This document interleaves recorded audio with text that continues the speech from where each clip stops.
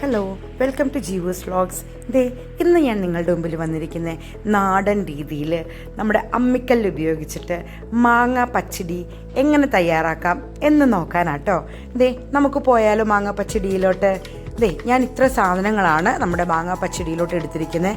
നല്ല ടേസ്റ്റുള്ള ആവശ്യത്തിന് പുളിയുള്ള മാങ്ങ ചെറുതായിട്ട് അരിഞ്ഞത്, ഒരു പിടി തേങ്ങ, 2 പച്ചമുളക്, ഉപ്പ് ആവശ്യത്തിന് എടുത്താൽ മതി, 1 ടേബിൾ സ്പൂൺ കടുക്, പിന്നെ അധികം പുളിയില്ലാത്ത നല്ല കട്ട തൈരും, ഒരു 2 തണ്ട് കറിവേപ്പിലയാണ് എടുത്തിരിക്കുന്നത് കേട്ടോ. മാങ്ങയ്ക്ക് തൈരിനും കൂടെ പുളി വന്നു കഴിഞ്ഞാൽ ഭയങ്കര പുളിയാകും. അപ്പം നിങ്ങളുടെ പുളിയുടെ ഇഷ്ടത്തിനനുസരിച്ച് നിങ്ങൾക്ക് മാങ്ങയുടെ പുളിയും തൈരിൻ്റെ പുളിയും തിരഞ്ഞെടുക്കാം.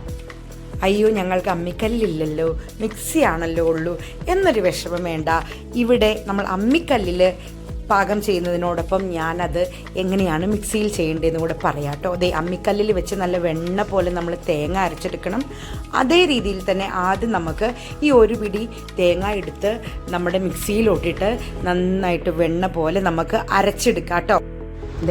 ഈ തേങ്ങ നന്നായിട്ട് വെണ്ണ പോലെ അരച്ചെടുത്തതിന് ശേഷം നമ്മൾ അമ്മിക്കല്ലിൽ അരയ്ക്കാൻ പോകുന്നത് നമ്മുടെ 2 തണ്ട് കറിവേപ്പിലയിലെ ആ ഇലയാട്ടോ. കുറച്ച് ഇല അങ്ങ് നന്നായിട്ട് അരിഞ്ഞോട്ടെ, കുറച്ചങ്ങനെ കിടന്നോട്ടെ.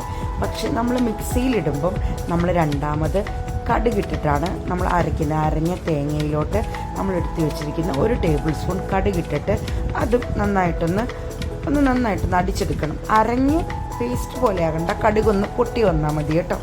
അപ്പോൾ വെണ്ണ പോലെ അരച്ച് വെച്ചിരിക്കുന്ന തേങ്ങയുടെ പിന്നാലെ നമ്മുടെ കറിവേപ്പിലയെ നമ്മൾ അരച്ച് വെച്ചിട്ടുണ്ട്. അരച്ചല്ല, ഒന്ന് അരച്ച് ചതച്ച് എന്നുള്ള രീതിയിൽ. അതിൻ്റെ പിറകെ നമ്മൾ അരിഞ്ഞു വെച്ചിരിക്കുന്ന മുളകും മാങ്ങയും കൂടിയാണ് ഇട്ടിരിക്കുന്നത്. അത് നമ്മൾ അരയ്ക്കുന്നില്ല. ഈ അമ്മിക്കല്ലിൻ്റെ പിള്ളക്കല്ല് കയറ്റി ഒന്ന് ചതച്ചുടച്ച് വിട്ടിട്ടേ ഉള്ളൂ കേട്ടോ. ഇനിയാണ് നമ്മളിവിടെ നമ്മുടെ കടുകിനെ നമ്മൾ അരയ്ക്കാൻ പോകുന്നത്. കടുക് അരയേണ്ട പാകം ഒന്ന് നോക്കിക്കോട്ടോ. നമ്മുടെ മിക്സിയിലിടുമ്പോഴും ഇതേ പാകത്തിലൊന്ന് പൊട്ടി ഒന്ന് ചതച്ചൊക്കെ കിട്ടിയാൽ മതി.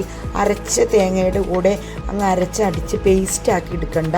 ഈ കടുക് ഒരുപാട് അരഞ്ഞു കഴിഞ്ഞാൽ ഒരു ടേസ്റ്റ് വ്യത്യാസമുണ്ട് കേട്ടോ. അത് അത്ര നല്ലതല്ല നമ്മളുടെ പച്ചടിക്ക്. ഇനി നമ്മളിത് അമ്മിക്കല്ലിൽ അരച്ച് വെച്ചിരിക്കുന്ന എല്ലാം കൂടെ ഒന്ന് മിക്സ് ചെയ്ത് ഒരു ബൗളിലോട്ട് മാറ്റുവാണേ. ഇപ്പം തന്നെ നല്ലൊരു നമ്മുടെ കടുക് പൊട്ടിയതിൻ്റെയും അതുപോലെ കറിവേപ്പില ചതഞ്ഞതിൻ്റെയും എല്ലാത്തിൻ്റെയും കൂടി ഒരു നല്ലൊരു മണമുണ്ട് കേട്ടോ. പുളിയൻ മാങ്ങ ചതഞ്ഞതിൻ്റെയും. അങ്ങനെ നമ്മൾ നമ്മുടെ അമ്മിക്കല്ലിൽ നിന്ന് എല്ലാം തൂത്ത് വടിച്ച് വൃത്തിയാക്കി വെച്ച് നമ്മുടെ ബൗളിലാക്കിയിട്ടുണ്ട്.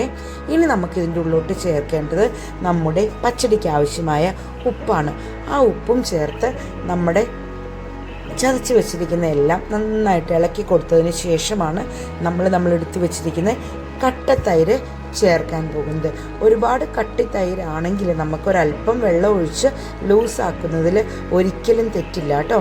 അതുപോലെ തന്നെ അല്ല, കട്ട തൈരല്ല, ഇച്ചിരി കൊഴുപ്പ് കുറഞ്ഞ തൈരാണെങ്കിൽ നമ്മൾ വെള്ളമൊന്നും അഡീഷണൽ ചേർക്കേണ്ടതില്ല.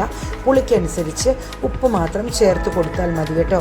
അപ്പോൾ വളരെ ഈസി ആയിട്ടുള്ള ഒരു റെസിപ്പിയാണ് ഞാനിപ്പോൾ കാണിച്ചു തന്നിരിക്കുന്ന മാങ്ങ പച്ചടി കേട്ടോ. ഇപ്പം മാങ്ങയുടെ നല്ല നാടൻ മാങ്ങയൊക്കെ കിട്ടുന്ന സമയം ഒന്ന് ട്രൈ ചെയ്ത് നോക്കിക്കേ, ഉറപ്പായിട്ട് നിങ്ങൾക്ക് ഇഷ്ടപ്പെടും. പക്ഷേ കടുകരച്ച ടേസ്റ്റ് ഇഷ്ടപ്പെടാത്തവർക്കത് ഇഷ്ടപ്പെടത്തില്ല കേട്ടോ. അല്ല, പച്ചടിയൊക്കെ ഇഷ്ടമുള്ള വ്യക്തികളാണെങ്കിൽ സൂപ്പർ ടേസ്റ്റി ആയിരിക്കും. ഇത്തിരി ലോങ് ആയിപ്പോയി, പക്ഷേ മിക്സിയിലാണ് നമ്മൾ ഈ പരിപാടി ചെയ്യുന്നതെങ്കിൽ പെട്ടെന്ന് കഴിഞ്ഞാനായിട്ടോ. ഈസി ആയിട്ട് നമുക്കൊരു വിരുന്നുകാർ വന്നിരിക്കുമ്പോൾ നമുക്ക് ഓടിപ്പോയി ഒരു പച്ചടി ഉണ്ടാക്കാൻ പറ്റുന്ന അത്രയും എളുപ്പമാണ്. മാക്സിമം ഒരു 4 മിനിറ്റോ 5 മിനിറ്റിൻ്റെ ഉള്ളിൽ നമുക്ക് എല്ലാം ചെയ്യാനായിട്ട് പറ്റും. നല്ല ക്രീമി ആയിട്ടുള്ള പച്ചടിയാണ്. നിങ്ങൾ ഉറപ്പായിട്ടൊന്ന് തയ്യാറാക്കി നോക്കണം കേട്ടോ. അപ്പം എൻ്റെ ഈ കൊച്ചു വീഡിയോസ് ഇഷ്ടപ്പെടുന്നവർ ലൈക്ക് ചെയ്യാതെ പോകരുത്. ഫാമിലിക്കും ഫ്രണ്ട്സിനും എല്ലാം ഒന്ന് ഷെയർ ചെയ്യണം കേട്ടോ. അതുപോലെ തന്നെ നിർദ്ദേശങ്ങൾക്കും പരാതികൾക്കും എപ്പോഴും കമൻറ്റ് ബോക്സ് ഓപ്പൺ ആണ്. സബ്സ്ക്രൈബ് ചെയ്യാത്ത ആരെങ്കിലും എൻ്റെ വീഡിയോസ് കാണുന്നുണ്ടെങ്കിൽ നിങ്ങൾ ജീവൂസ് വ്ളോഗ്സ് എന്ന് സബ്സ്ക്രൈബ് ചെയ്ത് ആ ബെൽ ബട്ടണും കൂടി ഒന്ന് അമർത്തുവാണെങ്കിൽ നിങ്ങൾക്ക് നോട്ടിഫിക്കേഷൻ വരും.